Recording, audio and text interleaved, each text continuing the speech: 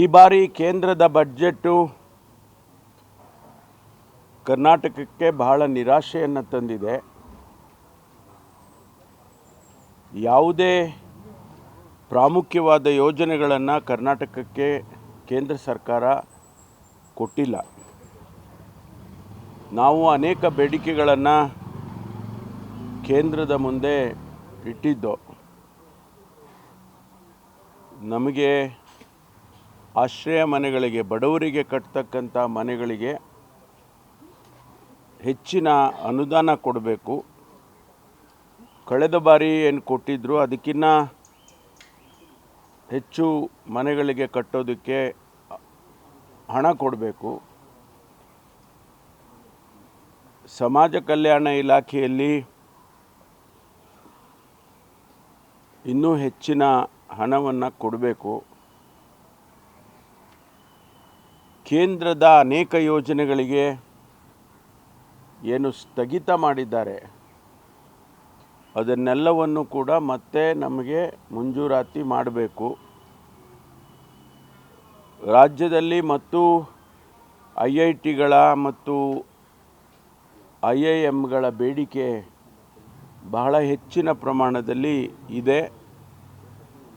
ಕರ್ನಾಟಕ ಶಿಕ್ಷಣ ಕ್ಷೇತ್ರದಲ್ಲಿ ಇಡೀ ದೇಶದಲ್ಲಿ ಮುಂದೆ ಇರತಕ್ಕಂಥ ರಾಜ್ಯ.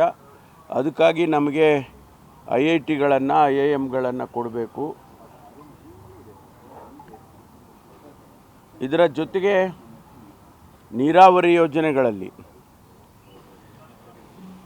ಏನು ಹಿಂದೆ ಅಪ್ಪರ್ ಭದ್ರಾಗೆ 5,300 ಕೋಟಿ ರೂಪಾಯಿಯನ್ನು ಕೊಡ್ತೇವೆ ಅಂತ ಅವರೇ ಘೋಷಣೆ ಮಾಡಿದರು ಬಡ್ಜೆಟ್ನಲ್ಲಿ. ಕಳೆದ ಬಡ್ಜೆಟ್ನಲ್ಲಿ ಅವರು ಘೋಷಣೆ ಮಾಡಿದರು, ನಿರ್ಮಲಾ ಸೀತಾರಾಮನ್ ಅವರು. ಅದನ್ನು ಕೂಡ ಮತ್ತೆ ಅದರ ಮೆನ್ಷನ್ ಕೂಡ ಮಾಡಿಲ್ಲ. ಅದರ ಆಲ್ಟರ್ನೇಟಿವ್ ಆಗಿ ಬೇರೆ ಇನ್ನೇನಾದರೂ ರೀತಿಯಲ್ಲಿ ನಮಗೆ ಆ ಬಡ್ಜೆಟನ್ನು ಮಾಡೋದಕ್ಕೆ, ಆ ಯೋಜನೆಯನ್ನು ಮಾಡೋದಕ್ಕೆ ಅನುವು ಮಾಡಿಕೊಟ್ಟಿಲ್ಲ. ಅವರೇ ಹೇಳಿದರು ನಾವು ಇದನ್ನು ಕೇಂದ್ರದ ಯೋಜನೆ ಅಂತೇಳಿ ಘೋಷಣೆ ಮಾಡ್ತೀವಿ, ಮಾಡಿದ್ರು ಆಗಲೇ, ಹಾಗೆ ನಾವು ಹಣ ಕೊಡ್ತೀವಿ ಅಂತ ಹೇಳಿದರು. ಅದು ಕೂಡ ನಿರಾಶೆ ಮಾಡಿದ್ದಾರೆ. ಮೇಕೆದಾಟು ಯೋಜನೆಗೆ ಹಣ ಕೇಳಿದ್ದು, ಅದನ್ನು ಕೂಡ ನಮಗೆ ಅದರ ಮೆನ್ಷನ್ ಕೂಡ ಮಾಡಿಲ್ಲ. ಮತ್ತು ಬೆಂಗಳೂರು ಭಾಳ ವೇಗವಾಗಿ ಬೆಳೀತಾ ಇದೆ. ಇಡೀ ದೇಶದ ಜನ ಇಲ್ಲಿ ಬಂದು ನೆಲೆಸೋದಕ್ಕೆ ಭಾಳ ಪ್ರಯತ್ನ ಮಾಡ್ತಿದ್ದಾರೆ. ಹಾಗಾಗಿ ಅವರಿಗೆ ಬೆಂಗಳೂರನ್ನು ಹೆಚ್ಚುವರಿಯಾಗಿ ಬೆಳೆಸೋದಕ್ಕೆ ಪೆರಿಫರಲ್ ರಿಂಗ್ ರೋಡ್ ಇರ್ಬೋದು ಅಥವಾ CRR ಇರ್ಬೋದು, ಈ ಯೋಜನೆಗಳಿಗೂ ಕೂಡ ನಮಗೆ ಹಣವನ್ನು ಕೊಡಲಿಲ್ಲ. ಒಟ್ಟಾರೆ ಕೇಂದ್ರದ ಬಡ್ಜೆಟ್ಟು ಕರ್ನಾಟಕಕ್ಕೆ ಭಾಳ ನಿರಾಶೆಯನ್ನು ತಂದಿದೆ. ಮತ್ತು ಈಗಾಗಲೇ ಮಾನ್ಯ ಮುಖ್ಯಮಂತ್ರಿಗಳು ಹೇಳಿದಾಗೆ, ಅವರ ಭಾಷೆಯಲ್ಲಿ ಹೇಳೋದಾದರೆ ಚಂಬು ಕೊಟ್ಟಿದ್ದಾರೆ ಅಂತ ಹೇಳಿದ್ದಾರೆ. ಅಂದರೆ ಅರ್ಥ ನಮಗೇನೂ ಕೂಡ ಕೊಡಲಿಲ್ಲ ಅನ್ನುವಂಥದ್ದು. ಹಾಗಾಗಿ ಈ ಬಾರಿ ನಮಗೆ ಯಾವುದೇ ರೀತಿಯ, ಕರ್ನಾಟಕದ ಮಟ್ಟಿಗೆ ಯಾವುದೇ ರೀತಿಯ ಸಹಾಯ ಕೇಂದ್ರ ಬಡ್ಜೆಟ್ಟಿಂದ ಆಗಿಲ್ಲ. ಎರಡನೇದು, ಕೃಷಿ ಕ್ಷೇತ್ರಕ್ಕೆ ಇಡೀ ದೇಶದಲ್ಲಿ ಇನ್ನೂ ಕೂಡ ನಾವು ಇಷ್ಟೆಲ್ಲ ಅಭಿವೃದ್ಧಿ ಆಗಿದ್ದರೂ ಕೂಡ ನಮ್ಮ ಬೇಸಿಕ್ ಎಕಾನಮಿ, ಆರ್ಥಿಕ ವ್ಯವಸ್ಥೆ ಕೃಷಿ ಪ್ರಧಾನವಾಗಿರ್ತಕ್ಕಂಥದ್ದು ಅನ್ನೋದನ್ನು ನಾವು ಮರಿಬಾರ್ದು. India basically is an agriculture economy. ಅದನ್ನು ಪರಿಗಣಿಸಿ ಕೃಷಿ ಉತ್ಪಾದನೆ ಹೆಚ್ಚಾಗುವಂತೆ ಮಾಡೋದಕ್ಕಾಗಲಿ ಅಥವಾ ಕೃಷಿಕರಿಗೆ, ರೈತರಿಗೆ ಹೆಚ್ಚು ಪ್ರೋತ್ಸಾಹದಾಯಕವಾಗಿ ಅವರಿಗೆ ಸಾಲಗಳನ್ನು ಕೊಡೋದಾಗಲಿ, ಆ ಕ್ಷೇತ್ರವನ್ನು ಭಾಳ ನಿರಾಶೆ ಮಾಡಿದ್ದಾರೆ, ಭಾಳ ತಿರಸ್ಕಾರ ಮಾಡಿದ್ದಾರೆ.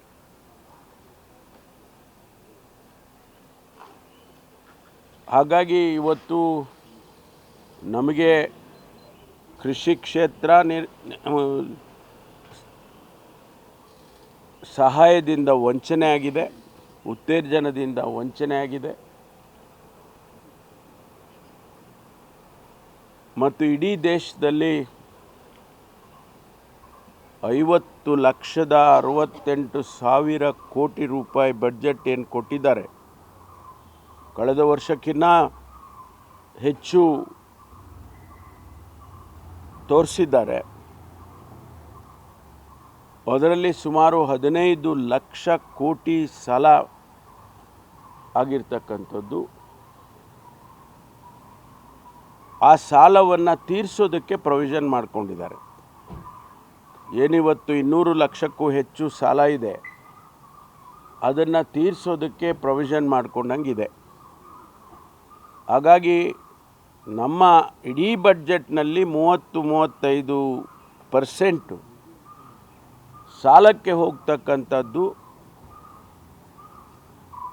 ಒಟ್ಟಾರೆ ಇಡೀ ಹಣಕಾಸಿನ ಚಿಂತನೆ ಏನು ಶ್ರೀಮತಿ ನಿರ್ಮಲಾ ಸೀತಾರಾಮನ್ ಅವರು ಮಾಡಿದ್ದಾರೆ, ಅದು ಇಡೀ ದೇಶಕ್ಕೆ ಉತ್ತೇಜನಕಾರಿಯಾಗಿ ಆಗಿಲ್ಲ ಅಂತ ಅನ್ನೋದನ್ನು ಹೇಳೋದಕ್ಕೆ ಬಯಸ್ತೇನೆ.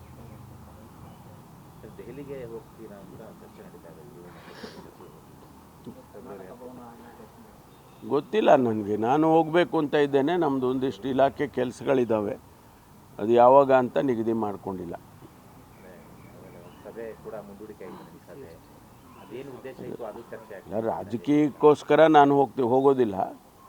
ರಾಜಕೀಯ ಅಲ್ಲಿಗೆ ಹೋಗುವಂಥ ಅವಶ್ಯಕತೆಯೂ ಇಲ್ಲ. ಯಾಕೆಂದ್ರೆ ನಮ್ಮ ಜನರಲ್ ಸೆಕ್ರೆಟರಿ ಅವರು ಇಲ್ಲೇ ಬರ್ತಾರೆ, ನಮ್ಮ ACC ಅಧ್ಯಕ್ಷರು ನಮ್ಮವರೇ ಆಗಿರೋದ್ರಿಂದ ಅವರು ಇಲ್ಲೇ ಬರ್ತಾರೆ. ಏನಾದರೂ ಇದ್ದರೆ ಅವ್ರ ಜೊತೆಯಲ್ಲಿ ಹೇಳ್ಕೊಳ್ತೇವೆ. ಅದು ಏನು ಆ ಕಾರಣಕ್ಕಾಗಿಲ್ಲ. ನನಗೆ ಬೇರೆ ಇಲಾಖೆ ಕೆಲಸ ಮತ್ತು ಬೇರೆ ಬೇರೆ ಕೆಲಸಗಳಿರೋದ್ರಿಂದ ಹೋಗೋದಕ್ಕೆ ಅಂದ್ಕೊಂಡಿದ್ದೇನೆ. ಇನ್ನೂ ಯಾವಾಗ ಅಂತ ಗೊತ್ತಿಲ್ಲ. Sir, micro finance ಬಿಲ್ದು curd ಪ್ರತಿನ CM ಕೊಟ್ಟಿದ್ದಾರೆ ಸರ್. ನಿನ್ನೆ ಕೂಡ HK ಪಾಟೀಲ್ ಅವರು ಸಭೆ ಮಾಡಿದ್ರು. ಅದು ಇವತ್ತು ಅಥವಾ ಇನ್ನೊಂದು 2-3 ದಿನದಲ್ಲಿ ಆಗ್ಬೋದಾ? ಯಾಕಂದರೆ ರಾಜಭವನಕ್ಕೂ ಕಳಿಸ್ಬೇಕು. ಇಲ್ಲ, ಈಗಾಗಲೇ ನಾವು ಕ್ಯಾಬಿನೆಟಲ್ಲಿ ಅದನ್ನು ಚರ್ಚೆ ಮಾಡಿ ಮುಖ್ಯಮಂತ್ರಿಗಳಿಗೆ ಆಥರೈಸ್ ಮಾಡಿದ್ದೇವೆ. ನಾವು ಇಲ್ಲಿಯವರೆಗೆ ಡ್ರಾಫ್ಟ್ ಮಾಡುವಾಗ ಕೆಲವು ಬದಲಾವಣೆಗಳನ್ನು, ಡಿಲೀಷನ್ಸನ್ನೆಲ್ಲ ಮಾಡಿ ಒಂದಿಷ್ಟು ಕಾನೂನಿನ ಚೌಕಟ್ಟಿನಲ್ಲಿ, ಯಾಕೆಂದರೆ ನಾವೀಗ ಈ ಬಿಲ್ಲನ್ನು ಮಾಡಿದ ಮೇಲೆ ಅದು ಕೋರ್ಟಲ್ಲಿ ಹೋಗಿ ಸ್ಟೇ ಆಗಬಾರ್ದು.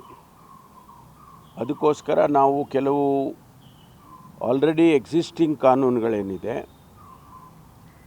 ಅದು ಮನಿ ಲೆಂಡರ್ಸ್ ಬಿಲ್ ಆಕ್ಟ್ ಇರ್ಬೋದು ಅಥವಾ ಬೇರೆ ಬೇರೆ ಆ್ಯಕ್ಟ್ಗಳು ಈಗಾಗಲೇ ಎಕ್ಸಿಸ್ಟಿಂಗ್ ಇದ್ದಾವೆ, ಅವುಗಳನ್ನೆಲ್ಲವನ್ನು ಕೂಡ ಲಿಂಕ್ ಮಾಡಿ ಅದನ್ನು ಪ್ರಿಪೇರ್ ಮಾಡಬೇಕು ಅಂತ ಅಧಿಕಾರಿಗಳಿಗೆ ಅವತ್ತು ಹೇಳಿದರು. ಈಗ ಅದು ಫೈನಲೈಸ್ ಆಗಿ 2-3 ದಿನದಲ್ಲೇ ಮಾಡಬೇಕು ಅಂತ ಸೂಚನೆಯನ್ನು ಮುಖ್ಯಮಂತ್ರಿಗಳು ಕೊಟ್ಟಿದ್ದರು. ಈಗ ಅಂತಿಮವಾಗಿ ಆಗಿದ್ದರೆ ಅದನ್ನು ಆದಷ್ಟು ಶೀಘ್ರವಾಗಿ ಮುಖ್ಯಮಂತ್ರಿಗಳ ಅನುಮತಿ ಮೇಲೆ ರಾಜ್ಯಪಾಲರಿಗೆ ಕಳಿಸ್ತಾರೆ.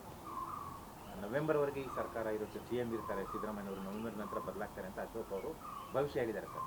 ಸಿದ್ದರಾಮಯ್ಯ ಅವಧಿನ ನವೆಂಬರ್ವರೆಗೆ ಅಂತ ಅವ್ರ ನೆನೆ ಭವಿಷ್ಯ ನೋಡಿದ್ರು. ಅವ್ರು ಯಾವಾಗ ಜ್ಯೋತಿಷ್ಯ ಕಲ್ತ್ಕೊಂಡಿದ್ರೋ ಗೊತ್ತಿಲ್ಲ ನನಗೆ. ಆದರೆ ಅಂಥ ಯಾವುದೇ ಬೆಳವಣಿಗೆ ಇಲ್ಲ. ಮುಖ್ಯಮಂತ್ರಿಗಳು 5 ವರ್ಷವೂ ಕೂಡ ಅವರೇ ಇರ್ತಾರೆ ಅಂಥೇಳಿ ನಾವೆಲ್ಲ ಅಂದ್ಕೊಂಡಿದ್ದೇವೆ. ಅವರನ್ನು ಆಯ್ಕೆ ಮಾಡಿದಾಗ ಸಮಯ ನಿಗದಿ ಮಾಡಲಿಲ್ಲ. ನಾವೆಲ್ಲ ಅವರಿಗೆ ಆಯ್ಕೆ ಮಾಡಿದ್ರು, CLPಯಲ್ಲಿ ಆಯ್ಕೆ ಆಯಿತು, ಮತ ಹಾಕಿದರು. ಆ ಸಂದರ್ಭದಲ್ಲಿ ಅವರನ್ನು ಆಯ್ಕೆ ಮಾಡಿದ ಮೇಲೆ ಅವರನ್ನು CLP ನಾಯಕರು ಅಂತ ಘೋಷಣೆ ಮಾಡಿದರು. ಅದು ವಿತ್ ದಿ ಹೈಕಮಾಂಡ್ಸ್ ನಾಲೆಡ್ಜ್ ಅವರೇ ಮಾಡಿದ್ದು.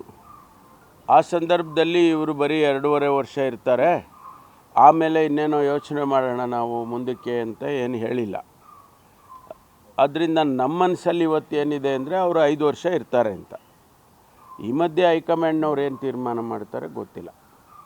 ನಿನ್ನೆ BR ಪಾಟೀಲ್ ರಾಜೀನಾಮೆ ಕೊಟ್ಟಿದ್ದಾರೆ ಸರ್, ತಮ್ಮ CM ಆರ್ಥಿಕ ಸಲಹೆಗಾರ ರಾಜೀನಾಮೆ ಕೊಟ್ಟಿದ್ದಾರೆ. ಯಾತಕ್ಕೆ ಕೊಟ್ಟಿದ್ದಾರೆ ಗೊತ್ತಿಲ್ಲ. ಅವರು ಕೊಟ್ಟಿದ್ದಾರೆ ಅಂತ ಗೊತ್ತು. ಯಾವ ಕಾರಣಕ್ಕೆ ಕೊಟ್ಟಿದ್ದಾರೆ ಅನ್ನೋದು ಅವರು ಏನು ಹೇಳಿಲ್ಲ, ನಮಗೆ ಗೊತ್ತಿಲ್ಲ. ಅದು ಮುಖ್ಯಮಂತ್ರಿಗಳು ಮತ್ತು ಅವರ ಮಧ್ಯದಲ್ಲಿ ಇರ್ತಕ್ಕಂಥದ್ದು.